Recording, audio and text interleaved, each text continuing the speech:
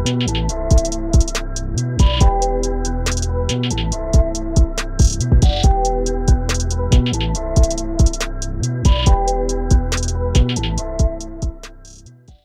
what's up? What's up? Episode 177 Stash House Podcast. Your boy Tyler checking in. First time listeners, thank y'all for tuning in. If you tune in weekly, salute. And it's just an episode. You saw some topics you may want to hear about. Salute to you as well. Like, share, subscribe, retweet, whatever you do to help support the podcast. Greatly appreciate it. All streaming platforms, Apple Podcasts, Google Podcasts, Spotify, Anchor app, YouTube. Make sure you guys subscribe, leave reviews, comments, feedback. All the good stuff, man. Appreciate y'all for y'all support. And very, very special episode, man. My birthday today. You know what I'm saying? Woo! It's my birthday. Blessed to see another year of life, man. That what it all boils down to for me.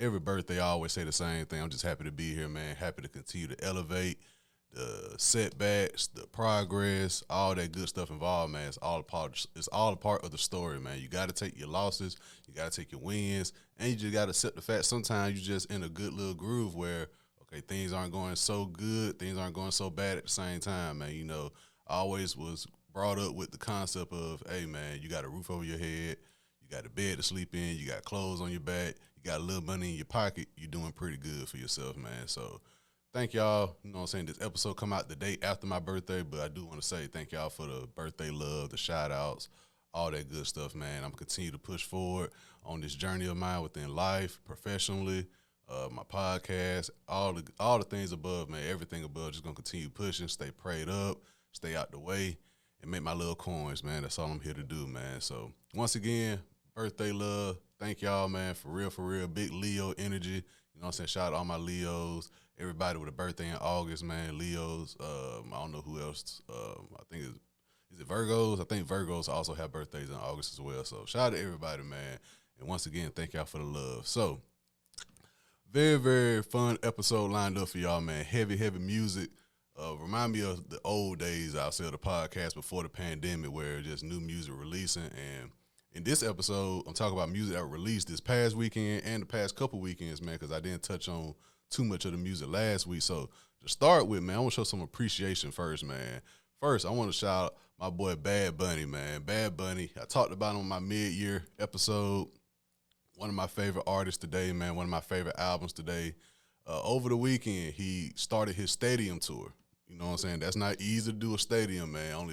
It's only like a good little crop of artists who can do a stadium tour. And for him, he's doing it solo, I believe. I don't think he has no openers or nothing like that. So to go around the world selling out stadiums, man, that's a huge congrats to him, Bad Bunny.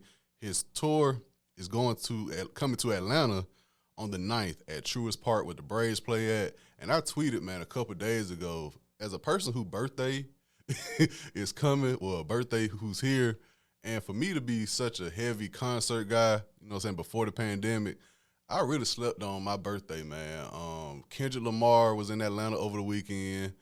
Burna Boy is coming to Atlanta soon, within the next few days, I believe, and Bad Bunny is coming to Atlanta on the 9th. So for somebody who birthday is here and who loves concerts and three artists whose music I enjoy, for me not to book a ticket, man, I really slept on my birthday, man. So I'm kind of hitting myself on the head over that.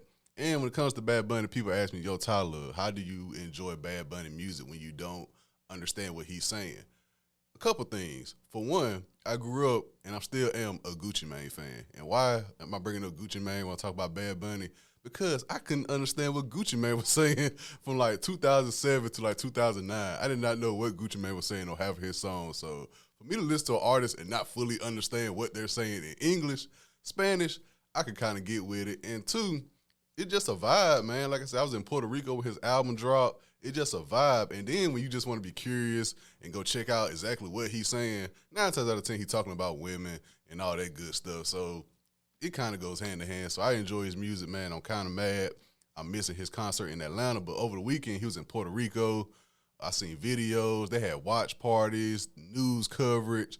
I can't think of any artist who they just go like Drake in Toronto. I can see that. Kendrick in Compton, J. Cole when the Dreamville Festival that happens. But for Bad Bunny to have block parties, watch parties, and all that, you would think like he was about to become like the president or something. The way I saw that, like that was crazy to see footage like that. So salute to Bad Bunny.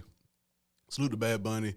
Stadium concert underway right now. And if y'all just want to be curious, just to know, like Tyler, what it is about Bad Bunny you enjoy, find you some tickets and go to that concert.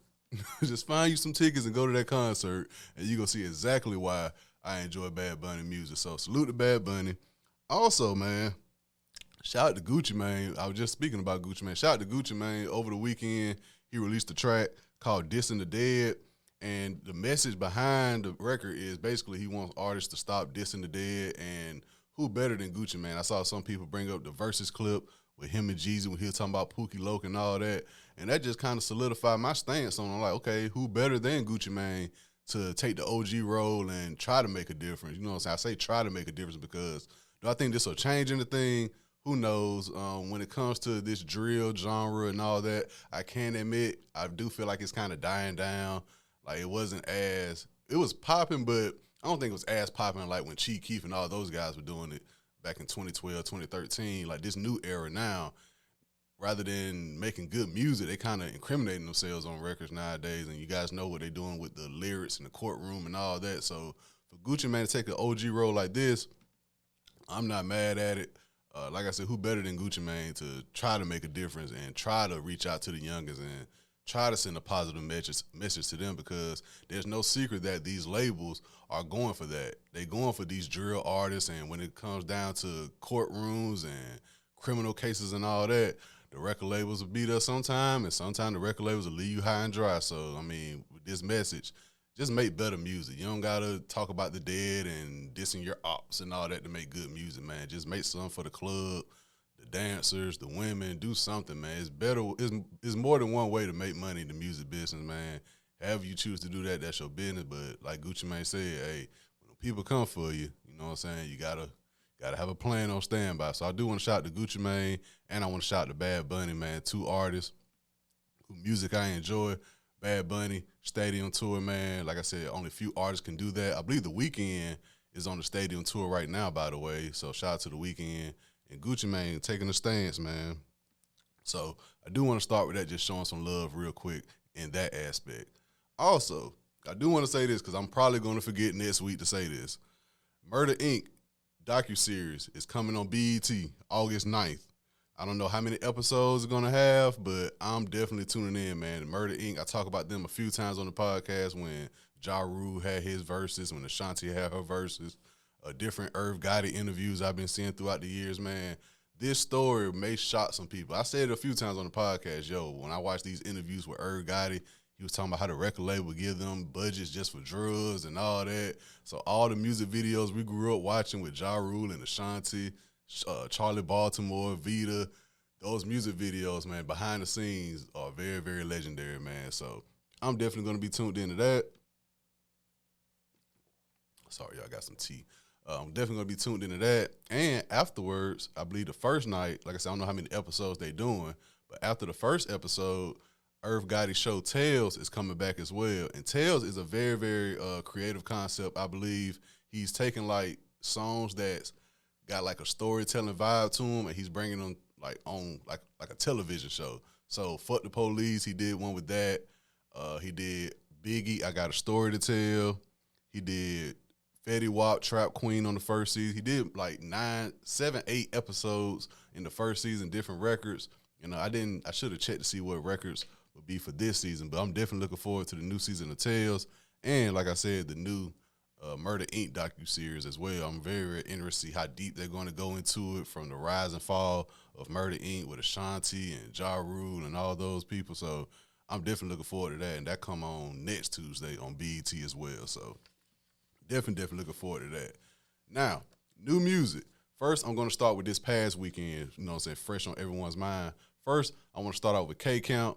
He released his new project, Vibe Forever, called Vibe Forever. This is his first independent album, and he's been in like the situation where artists are fighting with their label. They want to get music out, but their label saying, no, we're going to hold your music. Your numbers are not meeting the criteria or something like that. So for the past few years, he's been fighting to get off his record label. I think he was with Interscope, if I'm not mistaken.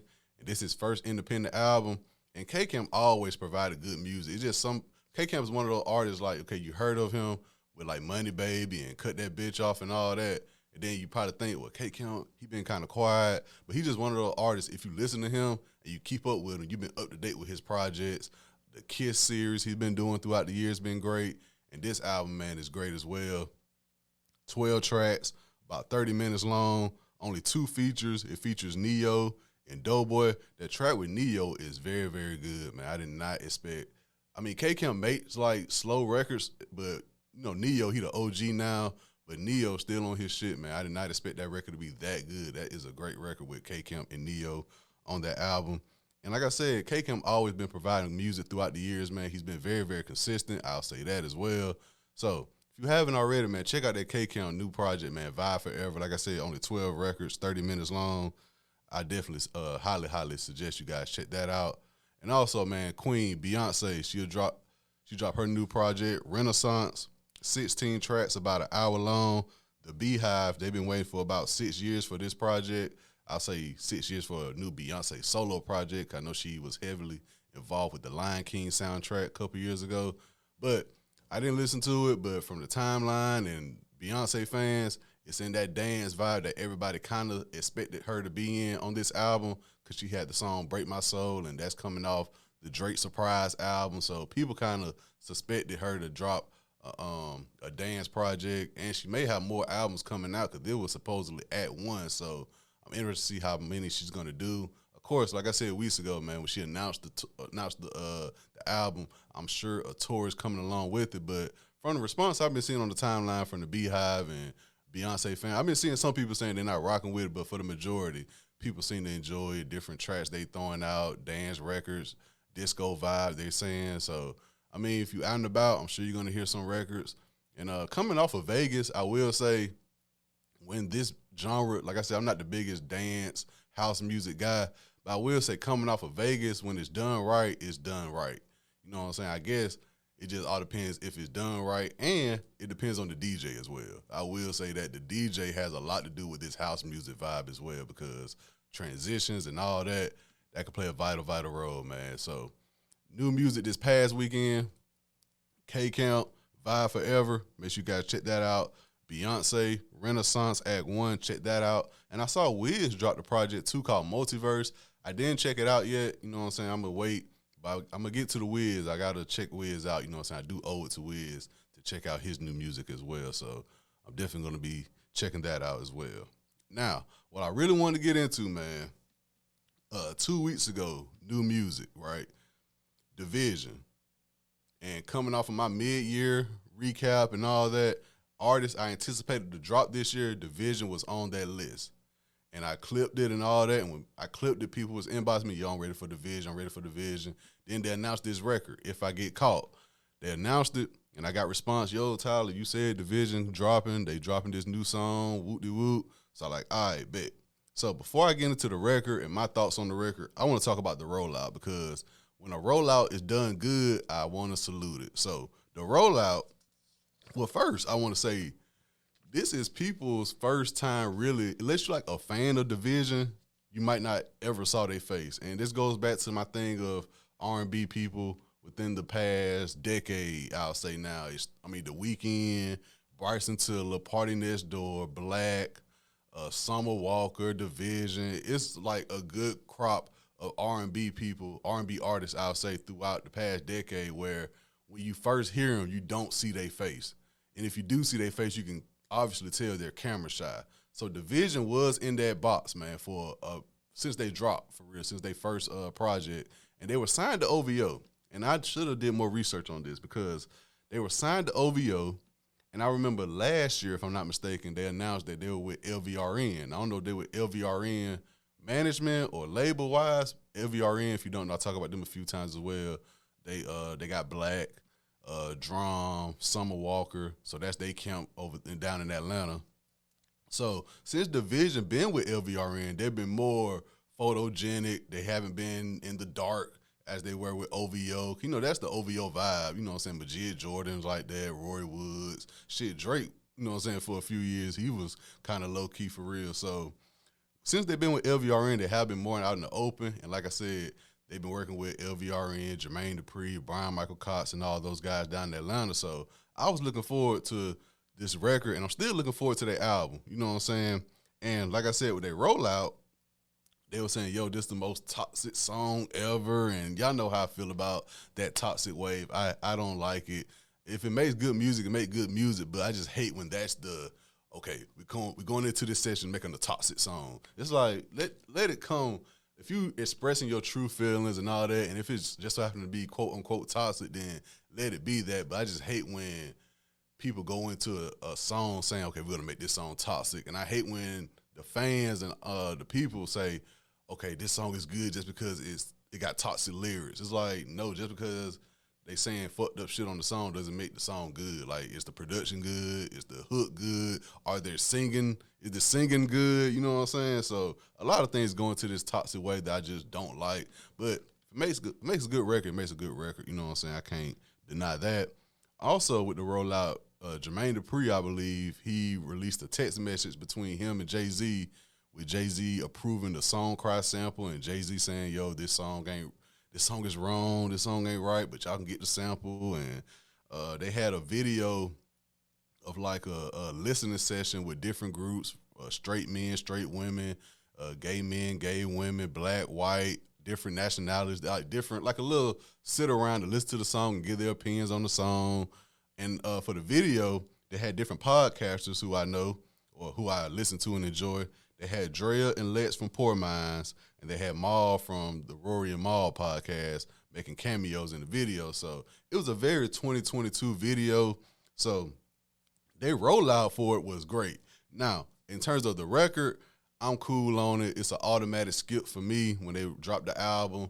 I saw a lot of people saying, yo, this song is not typical Division song, not a typical Division song, and I definitely agree with that, man. Division makes R&B songs, man, R&B albums. Personally, for me, my favorite album from them is Morning After. I know a lot of people I believe it's called September 27th or something like that. I believe that's their first album everybody seems to love, but I like their second album, Morning After, a lot. And this song is not your typical Division song, but I get it. It gets people talking, Shade Room and Baller Alert, all those people posted, and so that brings in traffic for the song. I get what they were doing with the rollout and the song. I get what they were doing, but for me, I'm cool on it. I will say this, it falls into the trap of I like the video more than I like the song. One, like I said, they got Drea fine ass playing the main lady in the video, so it's a good video to watch. Like, the video is good, and the song plays like a backdrop to the video. I would love for this to be like a short film video. You know what I'm saying? Like a good little 8-minute short film. That would have made a lot more sense to me because this song is not it. You know what I'm saying? I understand what they're doing, but and then, like I said, they fans, we still are highly anticipating their album. Like, we understand what this is for, get people going. It's kind of like they second leg in their career, if you want to say. Like I said, they were with OVO, and now they're with LVRN, so LVRN is known for the rollouts as we've seen with Black and Summer Walker and all that. So I'm not shocked at this, but at the same time, I will admit this song is not for me. And like I said, I enjoy the video a lot. I really enjoy the video, but the song is just like a nah for me. You know what I'm saying? So I'm cool on that, but you know what I'm saying? So some people say they like it, and it's the toxic thing saying, yo, women only want men if the men got hoes, and like it's a very obvious, one of those, like I said, obvious, okay, let's write down song lyrics to sing toxic and all that. And I just expected more from Division. I expected more from Jermaine Dupri, Brian Michael Cox, but they're playing the game. You know what I'm saying? I get it, but personally, I think this song might be a skip for me when it comes album time. Like I said, I enjoyed the video a lot, but in terms of song, if I get caught, Division, nah, man, I expected more. But like I said, when the album comes, I'm definitely going to be tuned into the album. So, you know what I'm saying? Also, a couple weeks ago, Joey Badass, man, he finally released his album, 2000. It's supposed to came out about a month ago. And he pushed it back due to sample clearances and all that. And we finally got it. Joey Badass 2000, 14 tracks. This is his first album since 2017. Within that time period, though, he's released 2 packs and 3 packs throughout that time. But this album, man, got features. Features Diddy, Westside Gunn, Larry June, Chris Brown, Capella Gray, and J.I.D. Overall thoughts on this album, man. I really enjoyed this album, man. The samples did it. If he had Sample Clear, I know people saying, yo, he found out the Drake album was coming out, so he pushed it back. He might have did have Sample Clear's problem, because these samples, when that Make Me Feel, that second record, I was like, oh, okay. I was like, okay. And Joey Badass, man, with his production, Static Selector and different producers on this album, the samples, and Joey just rapping his ass off, man. Like, this is a very, very good album. I think before this album, my favorite Joey Badass project was probably Summer Nights, just because when that time period, when it came out, I want to say that was, 2012, 2013. Y'all know how I feel about that time period. But before now, I will say Summer Nights was probably my favorite project from him. But this 2000 project is a very, very strong project, man. If I had to say some of my favorite songs, The Baddest intro with Diddy, like I said, Make Me Feel, Where I Belong, Eulogy is a hard record. The track with Westside Gunn is a hard record, man. All around, this album is like a good no-skip album, man, in my opinion. And it's like refreshing to hear, too, by the way. And I know that's kind of weird to say, because we have rappers who like rap on great beats throughout the year or so, drop projects, but for some reason, it's something about it wasn't too boom bappy. It wasn't too backpack. It wasn't too mental health lyrics. It was just a good combination of everything combined. So it wasn't heavy on the Static Selector going into his backpack producing bag. It wasn't too heavy on Joey Badass, just mental health lyrics. Cause he was saying mental health shit, and he was popping his shit, cause Joey Badass, like, he on power, and the way he dressing now way different than the way he dressed some years ago. So Joey Bada, he talking his shit at the same time. Just a good combination of everything combined for me with this album. And like I said, 14 tracks. It wasn't a long album at all. So all around, man, I think Joey Badass provided a great, great project. Something that's been in rotation for me since it dropped. I didn't listen to it that Friday it dropped. I got to it that Saturday night. And since then, I find myself going back to it. Like I said, those samples and the beat selection, the production, it was very refreshing to hear. It's like, damn, like, this is what I've been missing from my rotation within the past couple years, for real. Like I said, it's not too boom bappy. It's not too this. And it's like a perfect combination of a lot of things. So salute to Joey Badass, man. He took his time, about 5 years, man, for an album. And I think he provided, man. So salute to Joey Badass. Speaking of backpack and boom bap production, Alchemist and Rock Marcy announced they got a project coming in August called The Elephant Man's Bones, August 26th, if I'm not mistaken. They announced the album title and the track list. They got 14 tracks, features Action Bronson, Bodie James. They got the OG Ice-T and Knowledge the Pirate featured. And that's just some underground boom bap shit y'all know I enjoy a lot. So anytime Alchemist drops something, I'm looking forward to it. And Rock Marcy is one of those underground guys whose music I really, really enjoy. So I'm looking forward to that. So just a recap, man, of this episode. First, salute Bad Bunny. You know what I'm saying? Stadium tour. Started off in Puerto Rico over the weekend, man. A lot of press, a lot of media, block parties, watch parties, man. That was just amazing to see on Twitter that one guy can hold down an island like that, man. His music, and me being somebody from Alabama, you know what I'm saying, really enjoying the reggaeton genre, not knowing what they saying, but just feeling the vibe and the beats and just knowing how it affect the people in Puerto Rico when they hear that music, man. I really, really enjoy Bad Bunny music. So salute the Bad Bunny Stadium tour. Like I said, man, if y'all just curious to know why I enjoy his music, just find you some tickets and go to that concert, and you'll definitely see why. Also, Gucci, man, released a song over the weekend called Dissing the Dead, man, urging the young artists, man, stop dissing they dead ops or whatever. And overall, the way I took it, man, just make better damn music. You don't got to do all that extra shit to make music, man. Just make good music, and what's supposed to happen going to happen. And who better than Gucci, man, to try to take a stand and try to get the young people, you know what I'm saying, on the right track. Will it work? We shall see. Also, August 9th, Murder Inc., docuseries coming to BET.